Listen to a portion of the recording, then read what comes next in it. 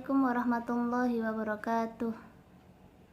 Ustadz Ustadzah, Bapak Ibu Guru dimanapun berada, Alhamdulillah kita bisa bertemu kembali sesuai dengan rencana bahwa kali ini kita akan membahas tentang asesmen kompetensi minimum.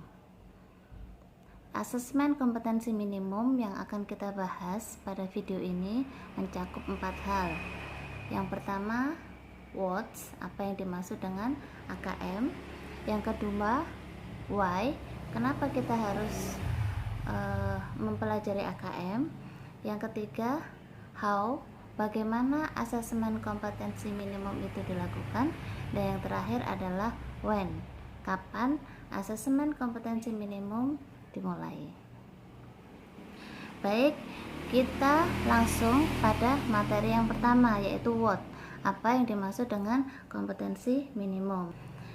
Kompetensi minimum adalah sebuah evaluasi sebagai pengganti ujian nasional. Kenapa Indonesia perlu melakukan ujian nasional? Karena berdasarkan Undang-Undang Republik Indonesia Nomor 20 Tahun 2003 tentang Sistem Pendidikan Nasional, bab 16 pasal 57 sampai 59 tentang evaluasi, maka baik itu pihak pemerintah, sekolah maupun guru harus melakukan evaluasi proses pembelajaran. Gunanya untuk mengetahui sejauh mana kualitas pembelajaran itu telah dilaksanakan dan sejauh mana pendidikan di Indonesia itu sudah berkualitas atau belum. Maka jika tahun kemarin Menteri Pendidikan telah menghapus UN, untuk persiapan tahun 2021 Menteri Pendidikan akan menerapkan asesmen kompetensi minimum. Bagaimana sistem penilaian asesmen kompetensi minimum? Asesmen kompetensi minimum mengacu pada tolak ukur yang termuat dalam PISA dan TIMSS.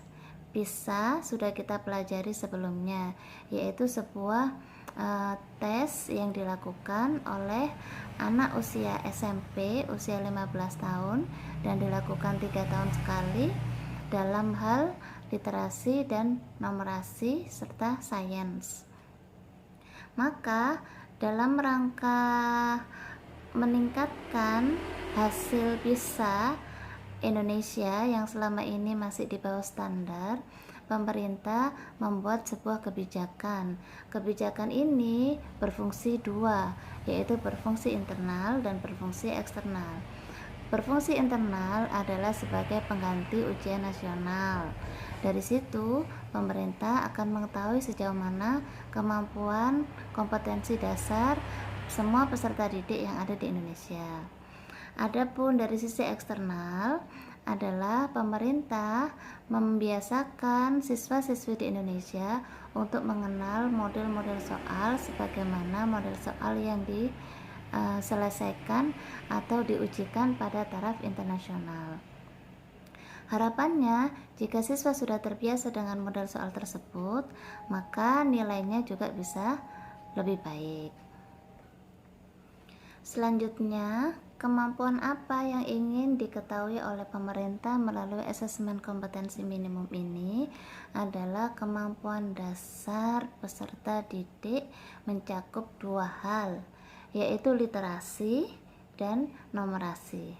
Literasi mencakup kemampuan memahami konsep bacaan. Setelah peserta didik diberikan sebuah teks atau sebuah gambar atau sebuah cerita, maka sejauh mana peserta didik itu bisa memahami konsep dari cerita, gambar, atau teks yang disajikan tersebut. Adapun numerasi adalah mengaplikasikan konsep hitungan dalam suatu konteks, sehingga soal numerasi tidak selalu sebagaimana soal matematika hanya angka-angka, tetapi sejauh mana peserta didik memahami konsep angka, konsep numerasi yang ada dalam kehidupan, baik itu dalam sebuah cerita baik itu dalam sebuah gambar, dalam kehidupan sehari-hari, sejauh mana peserta didik memahami konsep angka tersebut. Inilah yang ingin diketahui oleh pemerintah, karena ini menjadi sebuah skill atau keterampilan dasar yang harus dimiliki oleh semua individu. Tujuan dilakukan AKM adalah untuk membekali siswa dengan kecakapan hidup abad 21. Apa itu kecakapan hidup abad 21 akan kita bahas pada slide selanjutnya. Selanjutnya adalah why. Kenapa asesmen kompetensi minimum itu harus dilakukan?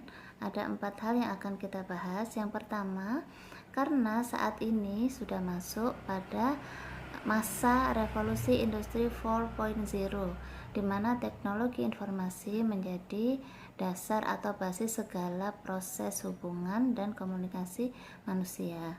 Maka, untuk mempersiapkan sistem pembelajaran yang lebih inovatif dan meningkatkan kompetensi lulusan yang memiliki keterampilan abad 21, sistem evaluasinya juga harus mengikuti dengan keterampilan yang dibutuhkan di abad 21, yaitu menguji sejauh mana peserta didik mampu memahami literasi bacaan dimanapun berada dalam konteks apapun dan mampu memahami konsep angka.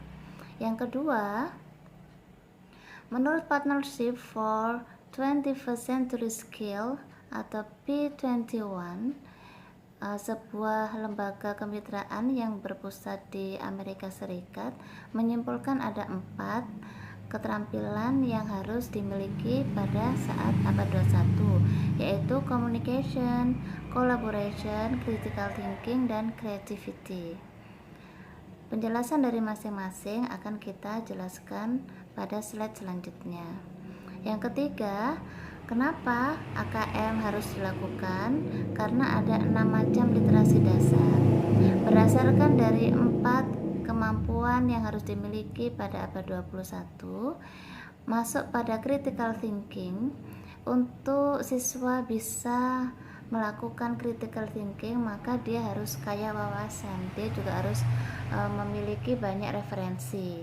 Dalam hal ini, menurut World Economic Forum pada tahun 2015, literasi dibagi menjadi 6 macam, yaitu literasi baca tulis, literasi numerasi, literasi sains, literasi digital, literasi finansial, literasi budaya, dan kewargaan. Maka harapannya untuk menunjang kemampuan siswa pada critical thinking, siswa banyak melakukan literasi yang mencakup 6 hal tersebut. Harapannya jika siswa sudah melakukan literasi mencakup 6 hal tersebut, maka dia akan memiliki wawasan yang luas. Dengan wawasan yang luas, kemampuan critical thinking akan bisa terbangun. Apa hubungannya AKM dengan HOTS dan LOTS? HOTS adalah membiasakan siswa menyelesaikan soal dengan kemampuan tingkat berpikir tinggi. Sedangkan LOTS adalah soal yang menuntut kemampuan siswa dengan tingkat berpikir rendah. HOTS dan LOTS ini muncul berdasarkan pada taksonomi Bloom, ranah kognitif yang dalam standar proses yang diacu oleh pemerintah, yaitu mencakup 6 jenjang. Jenjang yang pertama adalah mengetahui. Jenjang kedua adalah mengingat. Jenjang yang ketiga adalah memahami. Mengetahui, mengingat, memahami, semua soal yang membutuhkan kemampuan mengetahui siswa, mengingat siswa, dan memahami siswa, ini masuk kategori soal dengan kadar rendah atau LOTS. Adapun jenjang yang keempat yaitu mengasosiasi, yang kelima menganalisa, dan yang keenam adalah mengevaluasi. Ini masuk kategori tingkat berpikir tinggi. Maka semua soal yang menuntut kemampuan siswa dalam mengasosiasi, mengaplikasikan, dan mengevaluasi, maka soal-soal tersebut masuk kategori tingkat berpikir tinggi atau kita kenal dengan HOT. Untuk menunjang AKM Asesmen Kompetensi Minimum, maka siswa harus terbiasa dengan menyelesaikan soal-soal HOTS. Soal-soal HOTS ini harus terbiasa dikenalkan oleh guru dalam kelas. Prakteknya bisa melalui penilaian harian, penilaian tengah semester maupun penilaian akhir semester. Dengan begitu, diharapkan semua siswa terbiasa untuk mengasah keterampilan dalam hal kritis ketika dia ingin tahu sesuatu, sehingga ketika guru memberikan umpan sebuah ilmu, harapannya siswa mempertanyakan. Nah, dari hasil mempertanyakan itu terjadilah proses berpikir dan terjadilah proses pengembangan ilmu pengetahuan. Selanjutnya kita membahas tentang 4 keterampilan yang harus dimiliki oleh semua manusia di abad 21. Yang pertama adalah communication. Communication di sini adalah keterampilan menyampaikan dan berbagi pemikiran, pertanyaan, gagasan, dan solusi dengan cara yang terbaik. Kita semua punya pemikiran, punya pertanyaan, punya gagasan, dan punya solusi. Namun terkadang kita tidak bisa mengkondisikan bagaimana pikiran, gagasan, solusi, dan pertanyaan itu bisa tersampaikan dengan baik. Disinilah proses belajar bagaimana kita bisa berkomunikasi dengan siapapun, tidak menyinggung siapapun, dan bisa menyampaikan dengan baik sehingga tujuan bersama bisa tercapai. Yang kedua adalah collaboration. Keterampilan bagaimana bekerja sama, saling bersinergi, beradaptasi dalam berbagai peran dengan orang lain untuk mencapai tujuan bersama. Hal ini sangat penting terutama pada Bapak Ibu guru sekalian, para ustadz-ustadzah, untuk ditekankan pada semua peserta didiknya, karena kita ketahui bersama peserta didik yang masuk pada jenjang sekolah SD saat ini adalah peserta didik generasi Z dan generasi Alpha. Adapun peserta didik yang masuk pada jenjang SMP, SMA adalah generasi Z.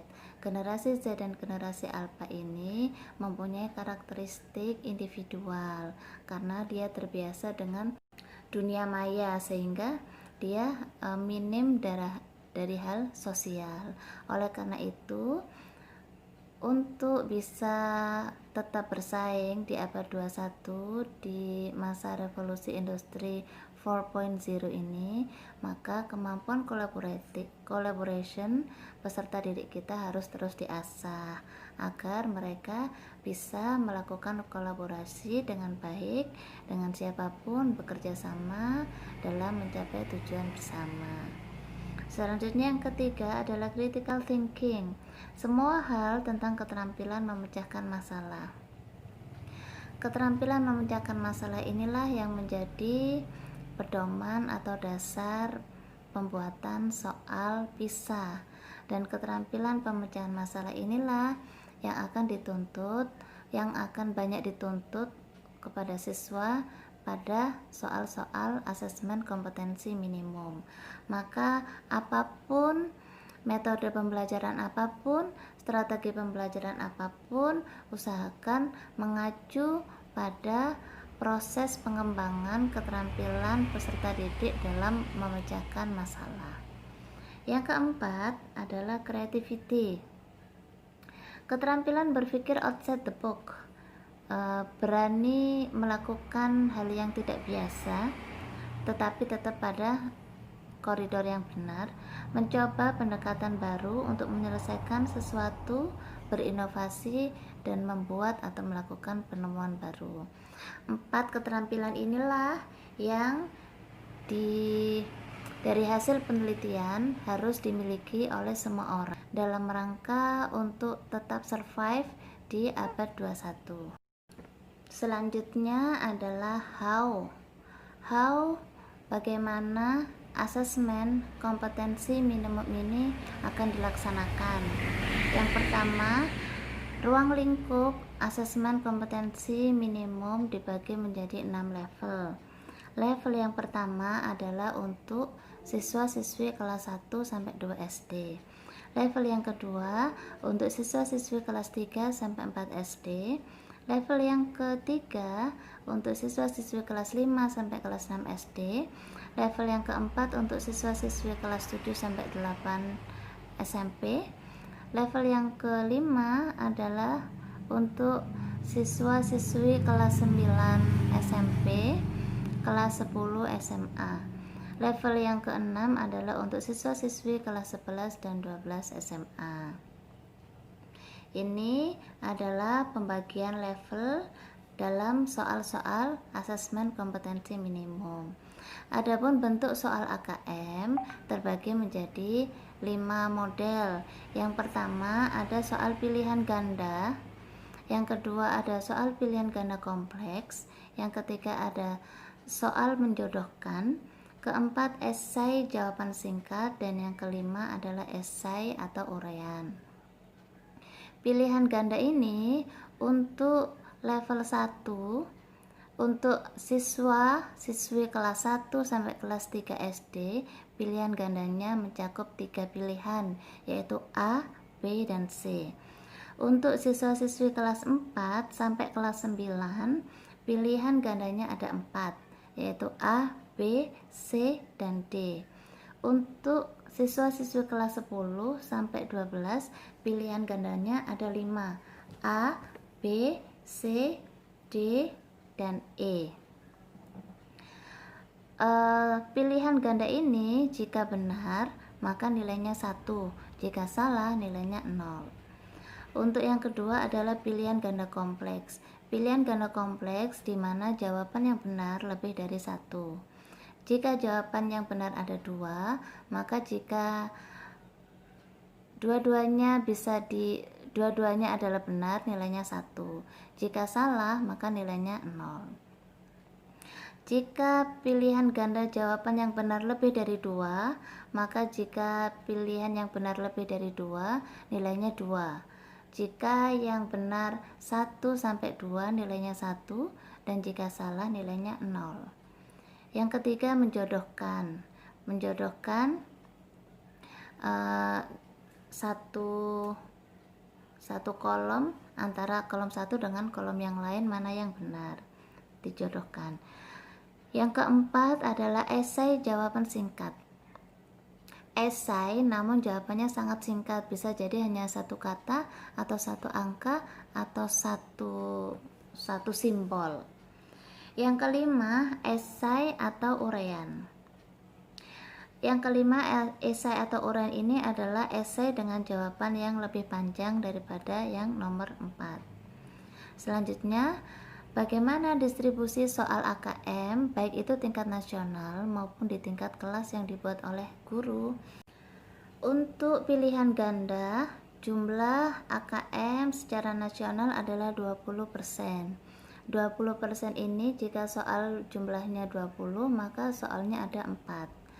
Untuk ganda kompleks 60%. Jika soalnya 20 berarti ada 12 soal. Untuk menjodohkan 10%. Jika soalnya 20 berarti hanya ada 2 soal. Esai singkat 5%. Jika soal 20 hanya 1 soal, dan esai uraian 5% jika soalnya 20 hanya ada 1 soal. Adapun AKM yang dibuat oleh guru di kelas, jumlahnya untuk pilihan ganda 20%, untuk ganda kompleks 40%, menjodohkan 10%, esai singkat 5%, dan esai atau uraian panjang 25%. Ujian asesmen kompetensi minimum ini sistemnya adalah online. Siswa-siswi akan mengerjakan melalui komputer. Bagaimana teknisnya? Teknisnya adalah ujian AKM akan dilaksanakan selama 2 hari. Pada hari pertama untuk tingkat SD akan mengerjakan tes literasi selama 75 menit. lalu mengerjakan survei karakter selama 20 menit. Pada hari kedua, siswa-siswi SD akan mengerjakan tes numerasi selama 75 menit dan mengerjakan survei lingkungan belajar selama 20 menit. Untuk tingkat SMP, MTS, SMA, MA maupun SMK, hari pertama menyelesaikan tes literasi selama 90 menit. Selanjutnya menyelesaikan tes survei karakter selama 30 menit. Pada hari kedua, menyelesaikan tes numerasi selama 90 menit dan menyelesaikan soal survei lingkungan belajar selama 30 menit. Terakhir, kapan asesmen kompetensi minimum akan diberlakukan? Untuk kelas 5 SD atau MI akan diberlakukan perdana di bulan Agustus 2021. Untuk kelas 11 SMA atau MA akan diberlakukan pada minggu pertama bulan Maret 2021. Untuk kelas 11 SMK akan dilakukan pada minggu kedua bulan Maret 2021. Untuk kelas 8 SMP atau MTS akan dilakukan pada minggu ketiga bulan Maret tahun 2021. Untuk peserta kejar paket C akan dilakukan pada minggu keempat bulan Maret tahun 2021. Dan untuk peserta kejar paket A dan B akan dilakukan pada awal bulan April 2021. Selanjutnya kita akan belajar langsung bagaimana contoh soal AKM. Ini adalah contoh salah satu teks atau diagram atau gambar yang nantinya akan dijadikan bahan untuk menjawab soal AKM. Di sini yang disajikan ini adalah diagram pohon tentang struktur angkatan kerja. Siswa harus memahami diagram ini dengan baik secara literasi maupun secara numerik. Siswa juga perlu membaca catatan di bawah. Ada 3 poin. Ada jumlah orang dinyatakan dalam ribuan. Populasi usia kerja didefinisikan sebagai orang-orang yang berusia antara 15 sampai dengan 65 tahun. Yang ketiga, orang-orang yang tidak dalam angkatan kerja adalah mereka yang tidak secara aktif mencari kerja dan atau tidak dapat bekerja. Nah, setelah siswa memahami teks ini, selanjutnya langkahnya adalah siswa menjawab soal. Soal akan disajikan dalam 5 model sesuai dengan macam-macam AKM tadi ya. Ada pilihan ganda kompleks, menjodohkan, esai singkat, dan uraian. Nah, ini adalah contoh untuk soal pilihan ganda. Menjawab soal dari teks yang sudah diberikan sebelumnya. Di sini ada A, B, C, D. Jika ada 4 pilihan ganda, berarti ini adalah soal untuk anak kelas 4 sampai kelas 9. Karena untuk anak kelas 1 sampai 3 hanya 3 pilihannya A, B, C, dan untuk anak kelas 10 sampai 12 pilihannya ada 5, yaitu A, B, C, D. Di sini siswa harus memahami teks untuk bisa menjawab soal ini. Kira-kira mana jawaban yang benar berdasarkan teks? Iya, yang benar adalah yang D, di dalam angkatan kerja dan tidak dalam angkatan kerja. Kenapa? Karena dalam diagram pohon yang disajikan, pembagian pertama ada 2, yaitu dalam angkatan kerja dan tidak dalam angkatan kerja. Contoh soal yang kedua adalah pilihan ganda kompleks. Coba kita baca. Pada bagian diagram pohon yang mana jika ada orang di bawah ini akan dikelompokkan? Tunjukkan jawabanmu dengan memberi tanda silang pada kotak dalam tabel. Yang pertama telah dikerjakan untuk kamu. Oke, jadi yang pertama adalah contoh. Seorang pramusaji Parubaya usia 35 tahun. Maka dia masuk kategori dalam angkatan kerja pekerja. Selanjutnya yang kedua, seorang wanita karir usia 43 bekerja 60 jam seminggu. Masuk kategori mana? Ya, masuk dalam angkatan kerja pekerja. Nomor 3, mahasiswa usia 21 tahun. Masuk di mana? Ya, nomor bagian 3, tidak dalam angkatan kerja. Ada keterangan tadi, siapakah orang-orang yang tidak dalam angkatan kerja? Coba dilihat keterangan yang nomor 3. Selanjutnya yang keempat, seorang laki-laki usia 28 tahun yang baru menjual tokonya dan sedang mencari kerja. Masuk di bagian kedua, betul. Dalam angkatan kerja, tidak bekerja. Yang kelima, seorang wanita usia 55 tahun belum pernah bekerja dan tidak ingin bekerja di luar rumah. Masuk kategori ketiga, betul, tidak dalam angkatan kerja. Kenapa? Karena usianya masih usia yang masuk populasi, yaitu 15 sampai 65 tahun. Yang terakhir, seorang nenek usia 80 tahun masih bekerja beberapa jam sehari di toko keluarganya di pasar. Coba kita perlu cermat untuk menjawab yang ke-6 karena ini soal-soal jebakan, butuh analisa. Kita lihat lagi teksnya, ada keterangan di bawah. Soal ke-6 ini tidak masuk keterangan yang nomor 2. Keterangan yang nomor 2, populasi adalah usia 15 sampai 65 tahun. Jadi dia tidak masuk. Keterangan yang nomor 3, tidak dalam angkatan kerja, dijelaskan mereka yang tidak aktif bekerja atau tidak mencari pekerjaan. Padahal si nenek ini masih tetap bekerja. Maka yang ke-6 ini masuk kategori betul. Yang keempat, tidak termasuk kategori apapun. Sekarang kita coba pelajari contoh yang ketiga, yaitu menjodohkan. Ini semuanya masih mengacu pada teks ya. Yang pertama sudah dijawab. Kita mulai dulu dari instruksinya. Umpamakan informasi tentang angkatan kerja ini disajikan dalam diagram pohon setiap tahun.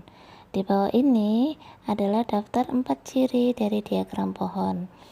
Nyatakan apakah Anda merasa ciri-ciri itu akan berubah dari tahun ke tahun dengan melingkari kata berubah atau tidak berubah?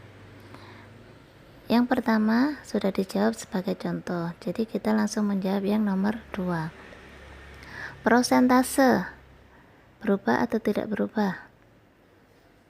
Iya, berubah, pasti berubah karena yang dihitung berbeda.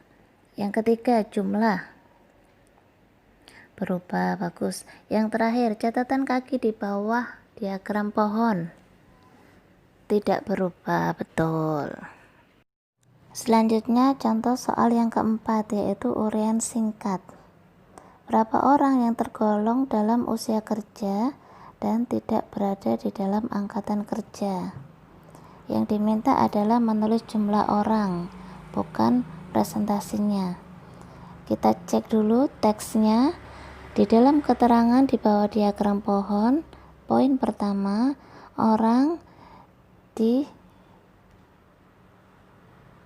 jumlah orang dinyatakan dalam ribuan.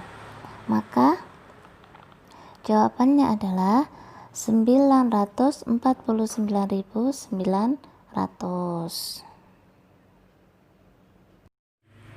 Untuk yang kelima ini silakan Ustadz Ustadzah, Bapak Ibu guru sekalian mencoba menjawab sebanyak yang diketahui.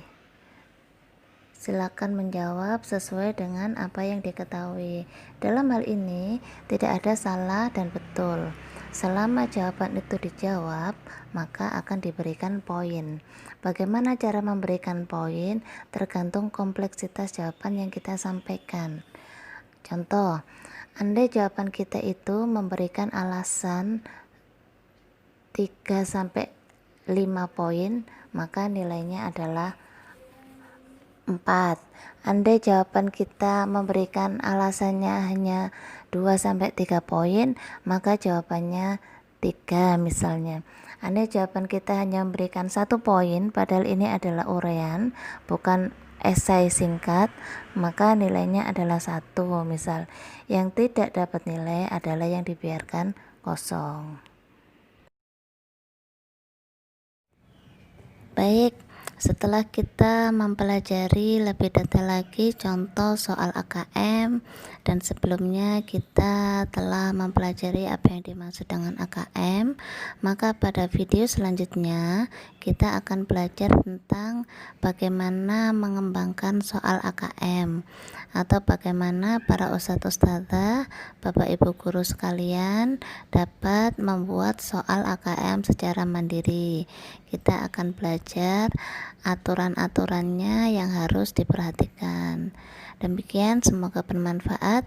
Wassalamualaikum warahmatullahi wabarakatuh.